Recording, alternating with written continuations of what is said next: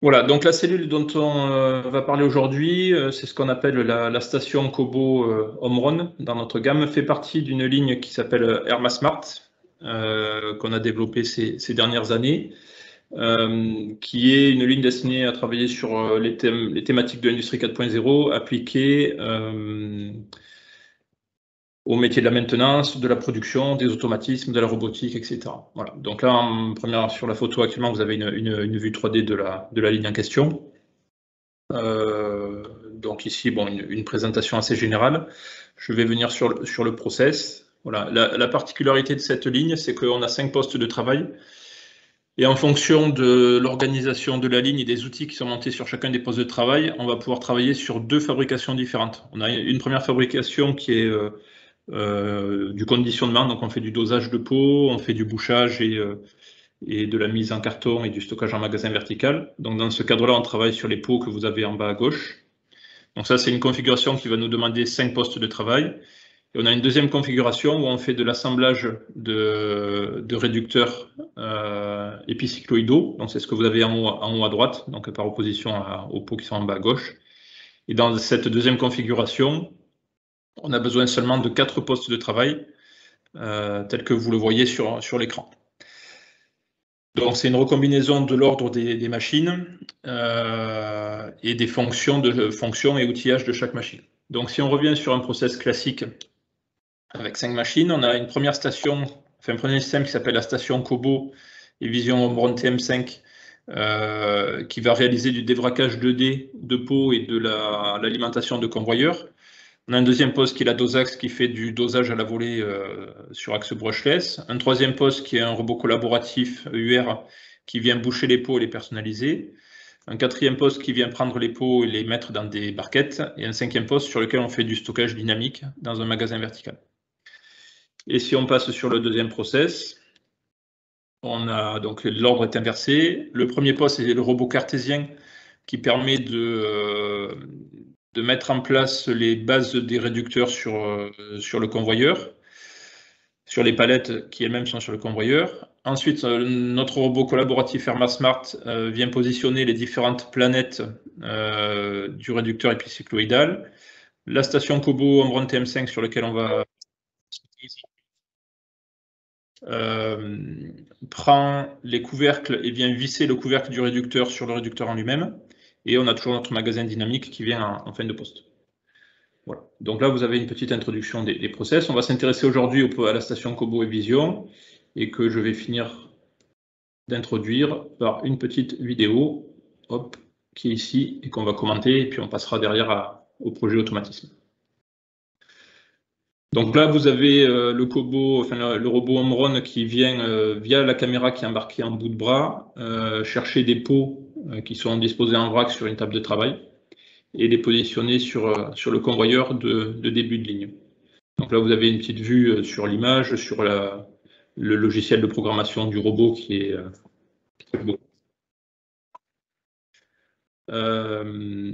donc on utilise les capteurs IO-Link pour du NFC, et paramétrage de Venturi. C'est ce qu'on voit ici. Donc il y a notamment des TP autour du suivi d'encrassement des capteurs, donc avec les logiciels, donc dans ce cas-là, c'est le logiciel Sopas de SIG pour faire le paramétrage des capteurs. Le capteur de vision couleur qui est en bout de bras, donc il nous amène à travailler sur des TP de vision et des TP de robotique, des outillages imprimante 3D sur lesquels on peut travailler avec des élèves de BTS notamment ou licence ou master pour faire des travaux sur les outillages, des scrutateurs laser pour définir les zones de surveillance et de ralentissement de robots à l'approche d'un opérateur. Et au sein de l'armoire, donc vous voyez qu'on a variateur de vitesse, automate S5500, relais de sécurité. Voilà. Changement de mode de production, on passe des petites barquettes avec les pots aux réducteurs épicycloïdaux. Donc on est amené à changer les préhenseurs, donc avec un changement rapide avec des outils on robot.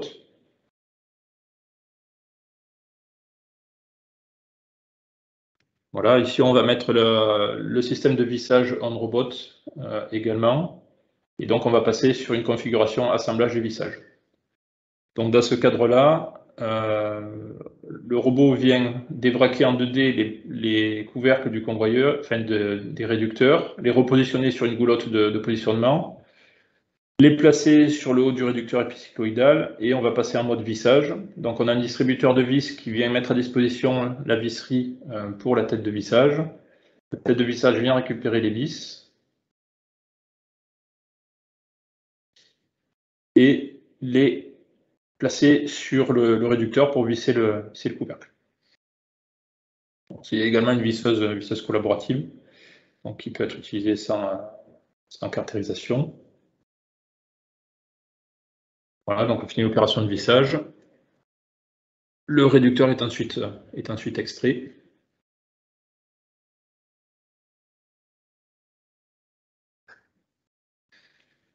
Voilà, alors bon, après différentes activités, par exemple la correction de points de trajectoire robot.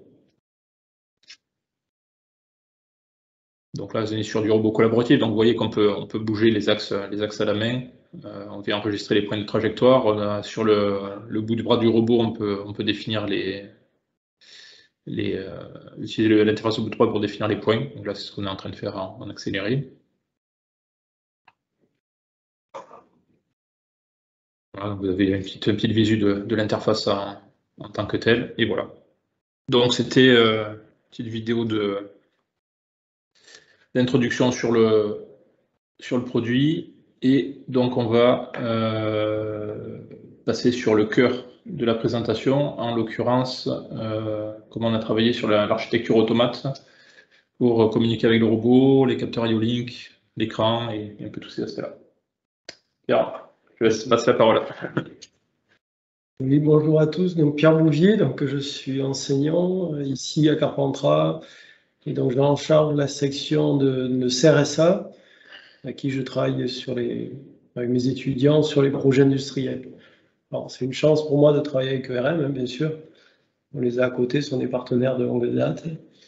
Voilà. Donc je vais vous présenter, on est sur TIA Portal, dans l'environnement. J'ai plusieurs écrans. Peut-être que tu l'amènes ici, toi. Oui, c'est ça. Oui. J'en ai plusieurs. Alors, je vais préparer plusieurs. IO-Link, celui-là, Educ. Donc, vous avez sous les yeux donc c'est le projet qui a été développé. Le projet. Voilà. Donc, le projet TIA Portal est constitué essentiellement d'un automate S7 1500. Quand on voit la structure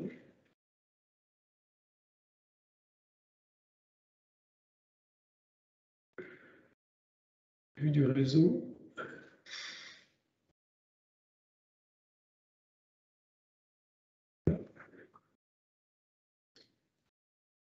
quand on voit la structure, donc ça, s'il s'agit de l'automate qui gère le robot qu'on vient de voir sur la vidéo, le Kobo. Donc il s'agit d'un home run.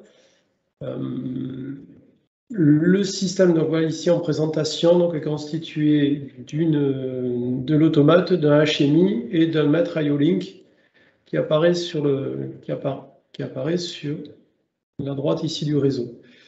Alors, je voulais essayer de vous montrer malgré la difficulté quand les étudiants abordaient une telle ligne, c'est quand même très complexe, il y a énormément de choses.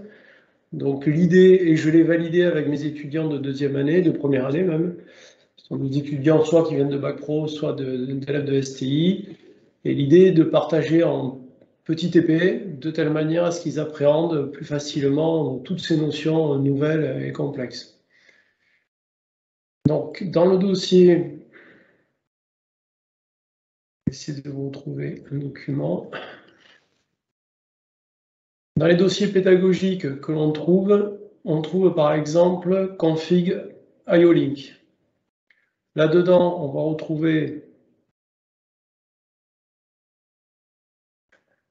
un document ressources, et l'idée de ce document est un document donc pédagogique pour les élèves, pour l'enseignant, pour lancer le TP, mais en même temps, Voilà, mais en même temps, vous avez un document qui est ici constitué d'explications et d'impression d'écran qui se veut le plus pédagogique possible, de telle manière à guider pas à pas complètement l'étudiant sur la mise au point, voilà, d'un élément en réseau IO-Link. Alors voilà, c'est caractéristique d'un document pédagogique avec les différents liens. Voilà. Alors je vous propose de le mettre en œuvre.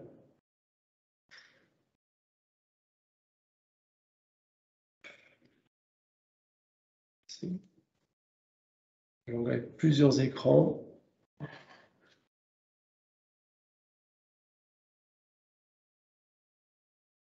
On va le mettre.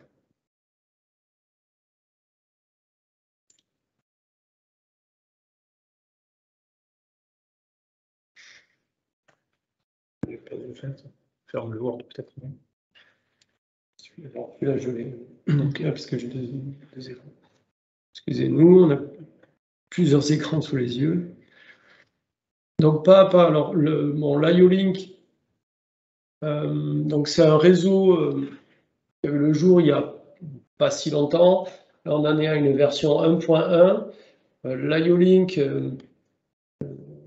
est pris en charge en natif par le réseau Profinet, auquel vient se rajouter un module qui est ici, qui est un maître IO-Link.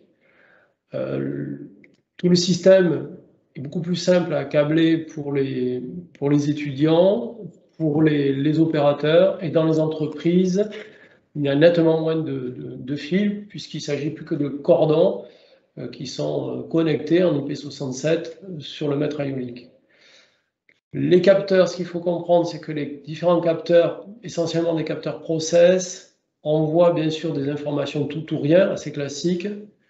Mais la grosse différence, c'est pour des systèmes de process, ils sont par exemple capables pour un simple capteur de pression, en même temps d'envoyer de la pression, s'il est capable, mais en même temps un débit. Donc on va avoir sur le même réseau deux informations numériques croisées exactement en même temps. Alors là-dessus vient se rajouter tout l'aspect maintenance. Donc par exemple, nous on a mis en place des capteurs avec effacement optique, avec effacement d'arrière-plan, mais avec la possibilité de vérifier leur encrassement.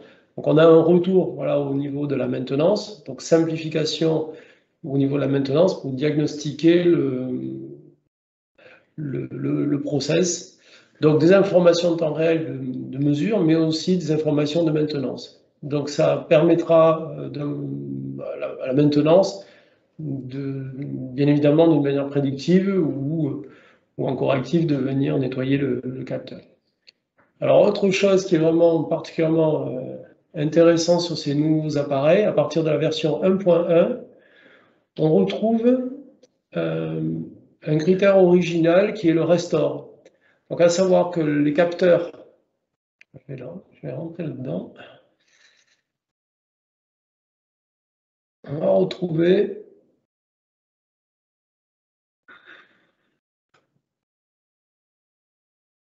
essayer par exemple.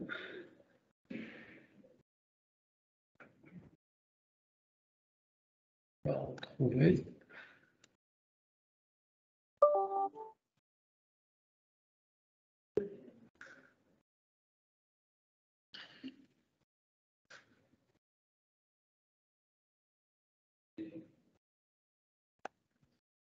Alors, on va retrouver en fonction ici des informations. On va retrouver des informations liées à l'appareil que j'ai ici au-dessus. Là, en l'occurrence, je viens de cliquer sur un petit appareil qui est un DTI 515, qui est le lecteur RFID de chez IFM. Là-dessus, on vient renseigner techniquement qui est le constructeur. Donc, c'est bien identifié. On est sur le constructeur 310. Pour nous, ça ne nous dit rien, mais pour le système et la norme IO-Link, ça correspond à la marque, donc c'est IFM à cet endroit-là, certainement. Et on a ensuite un appareil qui va correspondre au 967, qui correspond précisément à cet appareil-là. Donc c'est une vraie codification d'identification de chaque appareil.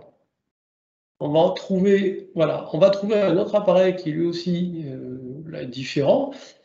Et on va retrouver, par exemple, vous voyez ici, il y a marqué type compatible, donc V1.1, donc ce qui est intéressant. Pourquoi? Parce que je peux ou pas, mais bien évidemment, je vais choisir ça. Vous avez ici où il y a marqué Backup and Restore. Donc ça, ce qu'il faut comprendre, c'est qu'un capteur, on va dire un capteur de pression, qui va comporter des seuils qui sont réglés la première fois par un opérateur régleur de ligne. Quelques années après, on casse le capteur. Le composant neuf vient s'intégrer et connecter sur le connecteur M12. Toute la configuration est en mémoire dans le maître IO-Link. C'est-à-dire que l'opération de maintenance se simplifie au maximum. Il n'y a juste qu'une simple connexion de la part d'un opérateur, je dirais à peine formé, et conducteur de ligne, sans avoir à aller chercher la moindre référence ou documentation. Toute la programmation, le paramétrage du capteur est dans le maître IO-Link. Donc on a une vraie dimension d'amélioration de la maintenance et gain de temps au niveau de la production, c'est évident. Donc le maître IO-Link, je vais voir au niveau du timing, je voulais vous montrer, je vais voir, ouais, si je peux vous faire quand même la démo. On peut créer un projet. Je vais faire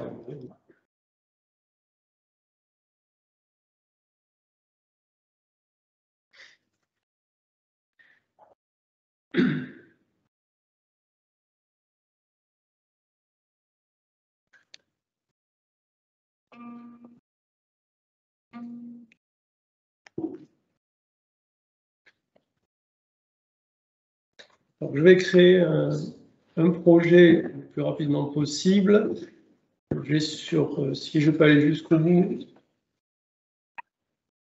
un automate à côté de moi. Je vais vérifier sa référence.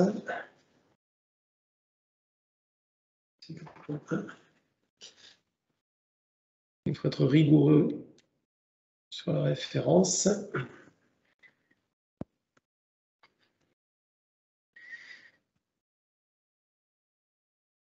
Alors, le projet est en train de se créer.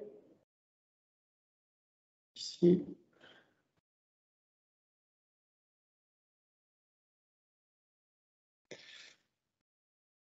Alors, bien évidemment, donc Siemens a préparé sur TIA Portal le matériel qu'il a en natif dans sa bibliothèque. Donc, vous savez certainement que si vous achetez dans votre projet d'autres constructeurs, d'autres matériels, on va essayer de faire une recherche d'IFM.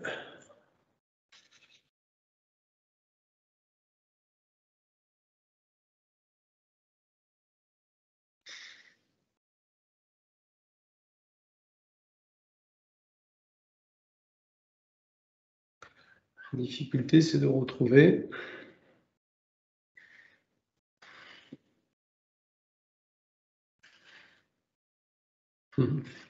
J'ai pas mon PC. J'ai pas mon PC, pas mis à jour.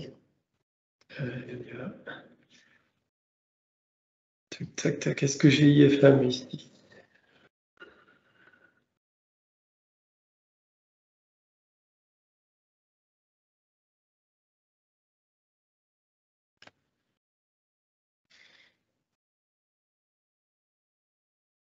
Je n'ai pas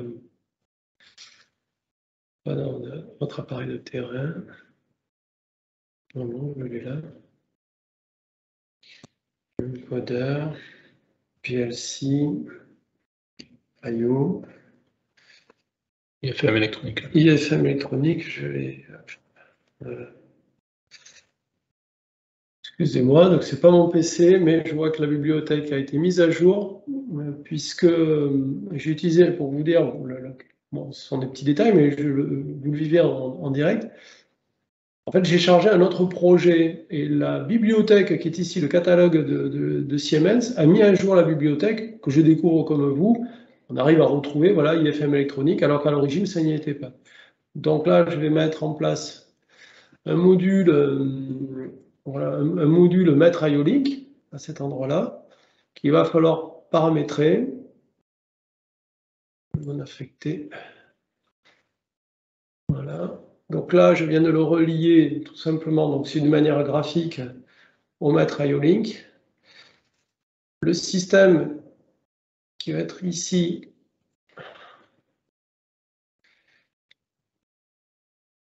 voilà. Alors, le système que j'ai choisi ici comporte 4 ports voilà, 4 petits ports de communication. Donc on peut mettre sur ce module-là 4 éléments connectés, donc 4 IO-Link. On peut, vous le verrez sur le système qui est proposé, on peut faire varier, mettre autre chose que des capteurs IO-Link, des capteurs classiques. Le maître IO-Link à ce moment-là, bien sûr, n'a pas toute la couche numérique autre que 2 bits, marche ou arrêt. Donc là, pour l'instant, je vais paramétrer ici. Alors, à côté de moi, là, j'ai un capteur de pression. Donc, c'est un capteur de pression, pour varier les plaisirs, c'est de la marque Schmalz. Donc, la marque Schmalz, on est obligé d'aller chercher, donc je vous montre, voilà, dans le document Word, on est obligé d'aller chercher chez le constructeur un document, hein, c'est une documentation. Donc, la documentation qui est ici, qui s'appelle, voilà, une IODD, mais qui correspond à une fiche normalisée des composants connectés correspondant à la norme IO-Link. On retrouve, tout à l'heure je vous en ai parlé, on va retrouver des informations, comme ici, vous voyez, vendor identity, vous avez 234. Bon, bah lui, donc Schmalz, apparemment, ils sont identifiés comme étant 234. Ensuite, l'appareil qui est ici, alors celui que j'ai à côté, apparemment, voilà, je le connais, c'est un VSI P10. Donc ici, on a une identité 100, 611. Donc ça, ce sont des informations dont on a besoin pour renseigner la programmation. Et on va retrouver ici autre chose, on retrouve Process Data Input, c'est-à-dire que le capteur ici de pression va envoyer 2 octets d'informations. Qu'en est-il de ces informations? Il y a tout un descriptif. Alors la documentation est fournie, mais dans le TP et dans l'aide qui est ici, j'ai extrait de la documentation l'élément principal qui va être la définition de l'octet. Donc l'enseignant peut travailler aussi sur la notion d'octet, avec ici une trame particulière où on voit, il faut être capable de le lire, de le comprendre, de l'expliquer. Ici, on se retrouve avec 2 seuils de niveau. On va avoir le seuil bas de pression low, de pression basse, pression haute. Et à partir du 3e bit, ici, on va se retrouver avec 14 bits qui vont correspondre à une pression, à la pression en fait envoyée par le capteur de pression. Alors, ces informations, on vient de le voir, en résumé, ce qui m'intéresse, par exemple, ici, il y a 2 octets, et ces 2 octets envoyés. Donc, je vais revenir, voilà, ici, sur la bibliothèque, et ici, on va retrouver, dans la bibliothèque, en sous-menu, on va retrouver IO-Link in 2 octets, voilà, donc il me suffit d'aller le mettre à un endroit, s'il veut bien, voilà. 2 octets.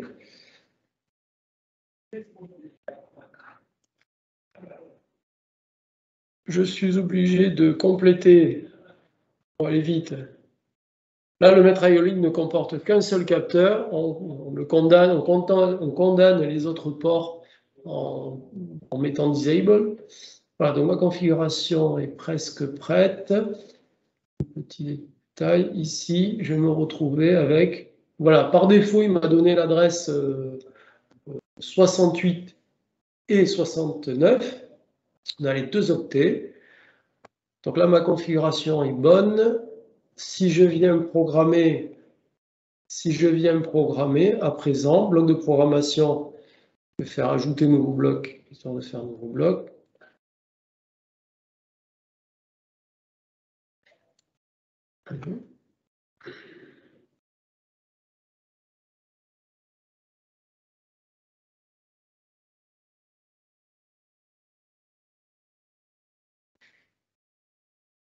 Donc à cet endroit-là, je vais rajouter des éléments de programmation. Avant tout, je vais aller travailler sur des variables, afficher toutes les variables.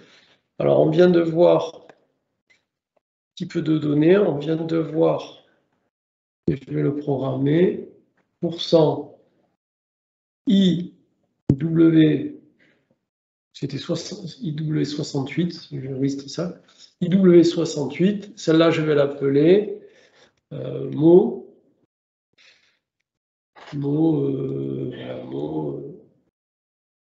acquisition, pression.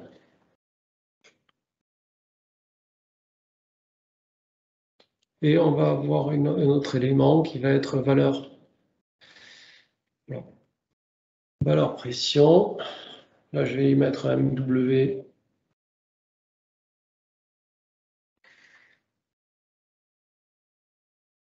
W200. Alors, parmi les outils que je vais utiliser,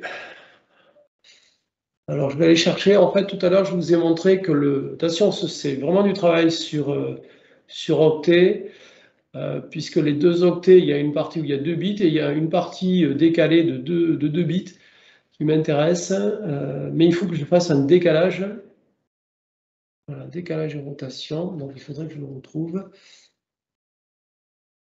C'est celle-là.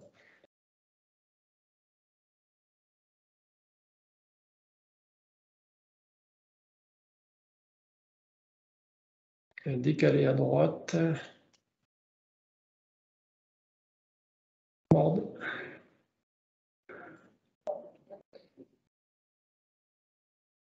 Alors, ce que je suis en train de faire, c'est un travail qui est expliqué. Hop,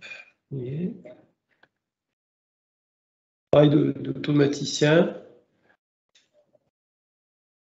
Qu'est-ce que je viens de faire? En fait, je viens directement de faire l'acquisition d'un mot et de refaire travailler de décaler le mot d'entrée qui est brut, puisque l'IO-Link m'envoie un mot brut.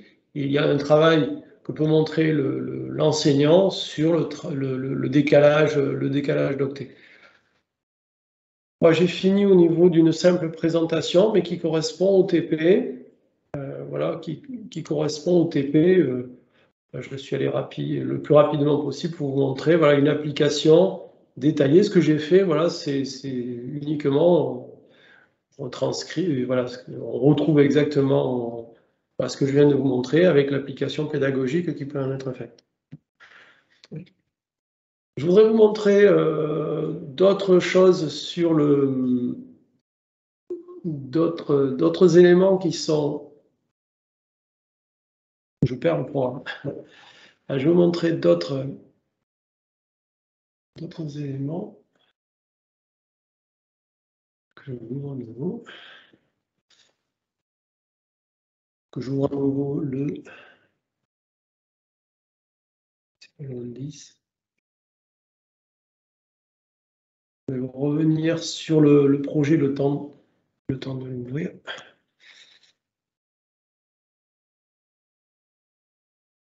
Sur 10.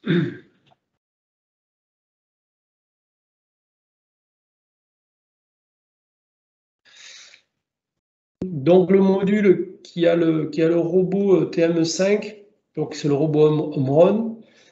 Il y a eu un choix qui a été fait au niveau de la communication, qui fait découvrir la communication en mode bus. Donc Modbus, TCP/IP, on s'est embêté. On aurait pu prendre la carte Profinet et rester entièrement en Siemens. Bon, le choix a été fait dans l'industrie. L'étudiant qui sera plongé en milieu industriel n'aura pas forcément que la marque standard Siemens, mais devra communiquer avec des robots ou d'autres appareils qui seront natifs uniquement en Modbus. Donc Modbus est un vieux réseau des années, on va dire dans les années 80, qui a évolué, qui a eu un grand succès. Donc la marque Siemens propose directement, en utilisant le réseau Ethernet, mais qu'ils appellent Profinet. Donc on utilise le réseau Profinet, donc la connectique Profinet, et nous on montre dans cette application. Alors là, c'est plus complexe. C'est pas, voilà, c'est un sujet qui peut être évoqué en deuxième année pour des BTS ou en IUT. Où là, on va travailler, et donc l'application a été faite, où on travaille avec l'écriture data server, c'est-à-dire qu'on a toute la partie communication entre un automate Siemens qui va utiliser, donc ce sont des blocs qui sont dans la bibliothèque en natif, vendus directement, où on va avoir un module MB client ou MB serveur. Donc ça a été entièrement traité, et le robot Omron a un port particulier qui vient recevoir cette communication, et donc en relation avec l'automate S7 1500. On peut faire du Modbus entre parenthèses avec un 1200, hein, qui est un petit automate.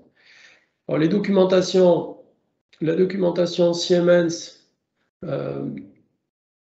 qui m'a grandement servi pour le mettre en œuvre, c'est celle-ci. Hein, donc, les documents Siemens ont été mis à disposition, vous le trouvez sur le site de chez Siemens, mis à disposition de tous les enseignants. On retrouve vraiment toute la démarche. Le tuto est particulièrement bien fait, déjà en natif chez Siemens. Là, vous avez le document PDF. On trouve de la même manière de nombreuses vidéos sur le site Siemens, des FAQs où de nombreuses questions-réponses permettent d'aider l'enseignant. Autre point que je voulais voir, donc le HMI. Donc le HMI qui est ici programmé. Le principal.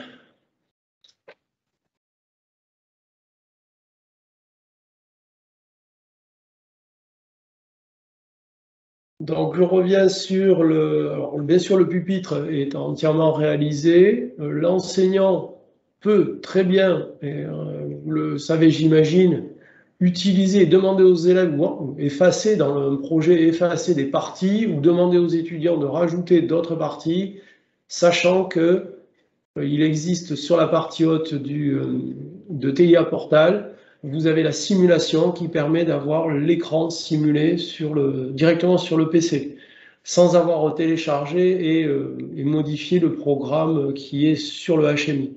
Donc ça, c'est une belle particularité de mise au point qui est grandement utilisée par tous les étudiants. Il y a de nombreux lycées, moi j'en fais partie, où mes étudiants simulent complètement les projets sur leur écran avant de le télécharger. Le HMI reste la dernière étape juste avant de livrer le matériel. Donc ça, c'est un gros avantage de TIA Portal. Est-ce qu'il me reste un peu de temps? C'est de 3 minutes. Alors on a 3 minutes. Voilà. Voilà, j'ai essayé de vous montrer, bon, il y a d'autres choses, mais orienté Siemens, j'ai voulu au maximum. Je m'arrête là. Alors, on avait 2 questions, Pierre. La première, c'était comment sait-on que l'IO-Link envoie le signal brut? Toutes les infos IO-Link sont retraitées individuellement.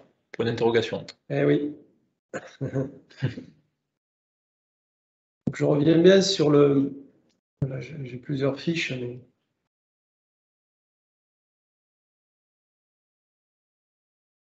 Et là, j'essaie de revoir la... Oui, oui, en fait, c'est chaque constructeur va vous donner sa documentation. J'essaie de retrouver mon... Ça, c'est pas lui. Donc, tout à l'heure, je vous ai montré voilà, la ressource. Voilà. Donc, chaque constructeur vous donne... Alors, c'est normalisé, hein, mais il va vous donner un document. Enfin, vous allez le trouver en PDF, vous le téléchargez. Donc, il faut aller chercher cette documentation et fouiller. Alors, là encore, vous l'avez en français. Peut-être, je ne me rappelle plus trop si je l'ai traduite ou pas. Mais oui, souvent, il y a un travail aussi de lecture, de compréhension. On va être sur ce genre voilà, de trame. Hein. C'est une trame numérique. Simplement, c'est bon. Voilà, je n'ai pas forcément eu trop de difficultés à part de décaler. Il faut quand même bien lire la documentation. Au début, on y va un peu par tâtonnement, c'est-à-dire qu'on se met avec TIA Portal et on fait une. Donc vous l'avez, il est prévu, je l'ai prévu. Vous avez les tables de variables en dynamique. Je vous rappelle, vous avez les tables. Voilà. Donc vous avez ici les entrées-sorties. Donc il ne faut pas hésiter à se faire des tables de variables où on met l'adresse, l'adresse complète en binaire. Et lorsqu'on souffle, même, voilà, quand on met de l'air comprimé dans un pressostat, ben on voit les bits qui s'allument et pas forcément aux endroits qu'on a prévus. Je vois mes étudiants, moi, assez rapidement, ils comprennent. Au début, ils lisent la doc, après, ils font des essais jusqu'à ce qu'ils comprennent où est le bit, le mot, et ensuite, ils viennent picorer le bit qui les intéresse. Donc, je vous rappelle le capteur de pression. Voilà, c'était assez simple. Et donc, on a deux questions qui vont un peu dans la même direction. Donc, Jocelyn Penaud qui nous dit, si j'ai bien compris, ça dépend des constructeurs. Oui. Seulement dans le cas où le composant n'est pas intégré dans TIA Portal, il faut lire la doc écrite manuellement. Oui. C'est ce qu'on a vu. Oui. Et est-ce pareil si le matériel venait de Siemens? Enfin, serait-ce pareil si le matériel venait de Siemens? Je vous dirais dans tous les cas, s'il vient de Siemens, dans tous les cas, si vous avez le dernier TIA Portal qui est déjà mis à jour, vous l'aurez dans la bibliothèque. Sinon, les trois quarts du temps, il faut aller chercher le fichier GSD qui se met dans la bibliothèque. Donc, vous avez une bibliothèque prête à être mise à jour. Chez Siemens, je sais qu'ils ont l'utilitaire de mise à jour des fichiers GSD. Par contre, l'analyse des mots et des bits doit se faire, se fera de la même façon. Oui, oui, tout à fait. Que ce soit du Siemens ou du IFM. Oui, tout à fait. Oui, tout à fait. J'ai toujours eu sous les yeux, voilà, des choses comme ça. Alors, chaque constructeur, il va de ses explications. Bon, tant que c'est en anglais, c'est bien. Si c'est en chinois, c'est plus compliqué.